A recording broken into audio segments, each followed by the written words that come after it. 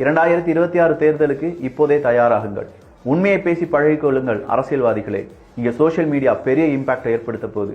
தமிழக வெற்றி கழகத்தினுடைய ஆதரவாளர்கள், விஜயனுடைய ரசிகர்கள், யங்ஸ்டர்ஸ், ஜென்னிசெட் அவங்க நினைச்சாங்கன்னா நீங்க என்னென்ன தப்பு செய்றீங்களோ அதெல்லாமே புள்ளி விவரமா போட்டு உடைக்கிறதுக்கான திறன் அவங்க கிட்ட இருக்கு.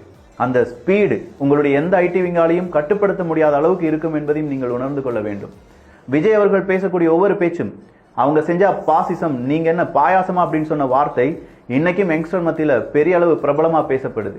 உங்களுடைய செங்கல் முட்டை அப்படிங்கிறத விட இந்த பாயாசம் பாசிசம் அப்படிங்கிற வார்த்தை பல நபர்களை சென்றடைந்தது என்பதை இவர்களும் புரிந்திருப்பார்கள். அப்படிப்பட்ட படை தமிழக வெற்றி கழகத்தினுடைய அரசியல் படை.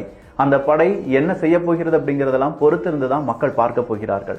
விஜய் அவர்களுடைய அரசியல் களம் தொடங்கிவிட்டது. பனையூர்லயே இருந்து வேலை செய்வான், பரந்தூருக்குலாம் வரமாட்டான்னு நினைச்சிட்டு இருந்தவங்களுக்கு பெரிய ஒரு ஆப்படிச்சிருக்காரு விஜய் அவர்கள்.